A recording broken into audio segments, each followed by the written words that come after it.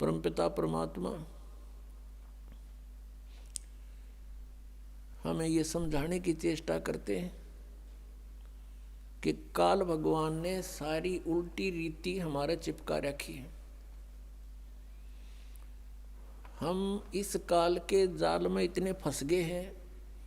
फिर हमारा एक समाज बन गया है, उस समाज के अनुकूल हमें सभी सुविधाएं नहीं मिलती हैं, तो हमें फिर बहुत परेशानियां होती हैं।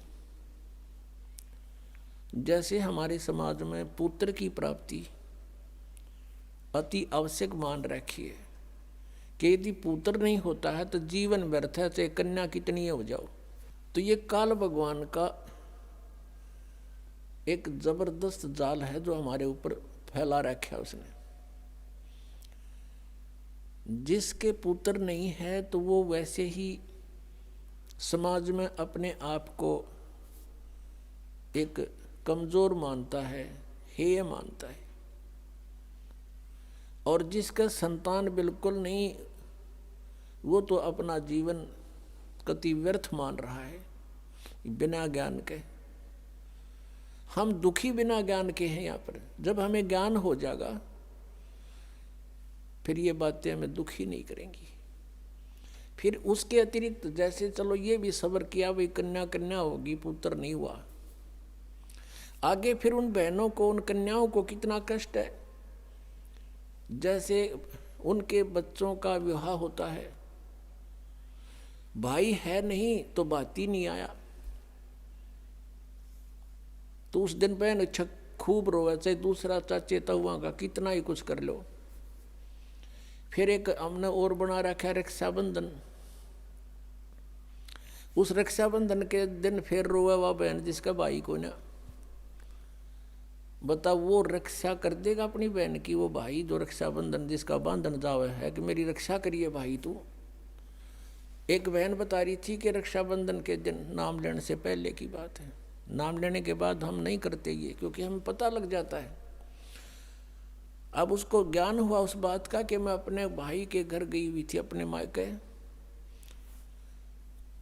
रक्षाबंधन वाले दिन इंतजार कर रही थी भाई आओगा, रक्षा बांधूंगी, अब रक्षाबंधन उसका बांधूंगी। पहुंची, भाई नहीं आया, उसका शव आया। उस दिन एक्सीडेंट हो गया, दुर्घटना होगी, टक्कर मार कर रोए सारा परिवार। अब जो भाई अपनी ही रक्षा नहीं कर सकता, बहन की कहां से कर देगा। जो रक्षा करने वाला है उसकी तरफ ध्यान भी को नहीं। तो परमात्मा ये याद दिलाते हैं कि तुम समर्थ का शरणा गहो रंगोरी हो, और फिर कबू ना हो अकाज राम रंगोरी हो। पुण्यात्मा, यदि आपने परमात्मा पाना है और काल के जाल से छूटना है तो इस परमात्मा के दिए विधान के अनुसार चलना पड़ेगा। लोक लाज ना कीजिए निर्भय हो रहिए, ये मन संतों दीजिए तो गोविंद पाइए। बहु सागर जूनी जन्म हरिदास मिटावे, बहुर बहुर नहीं आवही फिर मुक्ता पद पावे। ऐसे हरिजन संत हैं संगत नियत की जय, इस झूठे जग की लाज में ना ही चत दीजिए। किसी भी संत का इतिहास देख लो, उन्होंने सबसे पहले यही कहा है कि लोक लाज मर्यादा जगत की तृण जो तोड़ बगावे, जब कोई राम भगत गत पावे। मीराबाई ने कहा था, सत्संग में जाना मेरा ना छूटेरी, सत्संग में जाना मेरा ना छूटेरी। हारी चाहे जड़ के मरो संसारे, सत्संग में जाना मेरा ना छूटेरी। यानी हम अपने उद्देश्य पर इतने दृढ़ होंगे तब हम परमेश्वर के निकट पहुंचाएंगे। गरीबदास साहिब जी कहते हैं कि इन पिछलों की जो रीति है ये तुरंत त्यागनी होंगी। हमारे लिए सबसे बड़ी बाधक ये है तो उनको हमें त्याग कर ही परमात्मा प्राप्ति होगी। तो पुण्यात्माओं, परमेश्वर का पाना बहुत आसान है। काल ने हमें इतना उलझा दिया, जैसे भी किसी के संतान नहीं है उसको ये कहा करते थे कि इसकी तो सुबह दर्शन भी ना होने चाहिए। नो कहा करते जिसका संतान नहीं है कि ले बता सुबह सुबह यूँ लाग गया न पूता माथे के। और वो भी महसूस करते थे कि अब ये सोच रहा होगा, ये करते हैं अभी भी ऐसा ही है। ये पुण्यात्माओं, यहाँ काल की सारी उल्टी रीति है। अब जब हम तत्व ज्ञान से परिचित होंगे तो परमात्मा के विधान अनुसार हमने चलना पड़ेगा। लोक लाज की परवाह नहीं करनी होती। कबीर साहब कहते हैं, मात पिता सुख स्त्री आलस बंधु कान और संत मिलन को जब चले ये अटकाव आण। इनका अटकाया अटके नहीं और संत मिलन को जा कह कबीर सो संत है आवागमन नशा। मात पिता जैसे छोटे बच्चे हैं तो माता पिता जिनको ज्ञान नहीं वो बाधा करते हैं, और जिनके बच्चे बड़े हैं माता पिता चाहते हैं सत्संग की तरफ चलें तो वो बच्चे बाधा करते हैं। किसी की पत्नी बाधा करती है, किसी का पति बाधा करता है, कहीं बंधु कान यानी लोक लाज। तो परमात्मा कहते हैं कि इनका अटकाया अटके नहीं, इनका रोका रुके नहीं, और संत मिलन को जा कह कबीर सो संत है फिर आवागमन नशा। तो पुण्यात्माओं, सत्संग माने से ज्ञान होता है जैसे जिसके संतान नहीं है।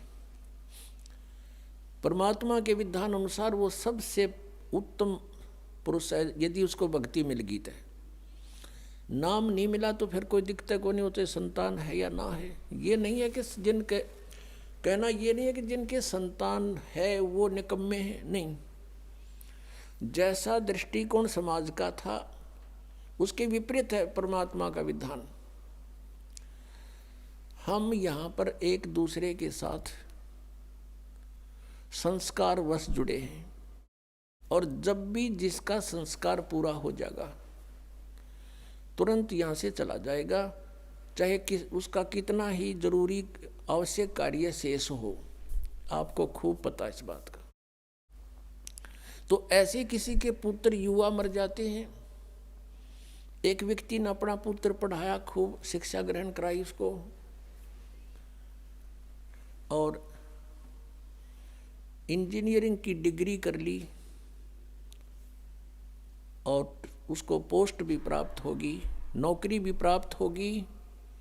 विवाह का समय रख दिया, विवाह से 3 दिन पहले एक्सीडेंट में मृत्यु होगी।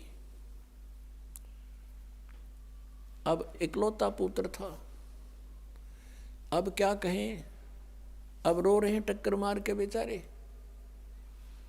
तो पुण्यात्माओं, ये सोचना पड़ेगा कि जिसका जितना समय, जिसका संयोग संस्कार जिसके साथ है उतना ही रह सकोगे, उससे ज़्यादा नहीं। उससे ज़्यादा यानी फिर हम ये आगे बताएंगे कि इस परमेश्वर कबीर जी की शरण में आने के बाद और पूरा ही परिवार मालिक के चरणों में लग जा, उसका तो कहना है कि नहीं तो जो लगेगा उसको राहत अवश्य मिलेगी।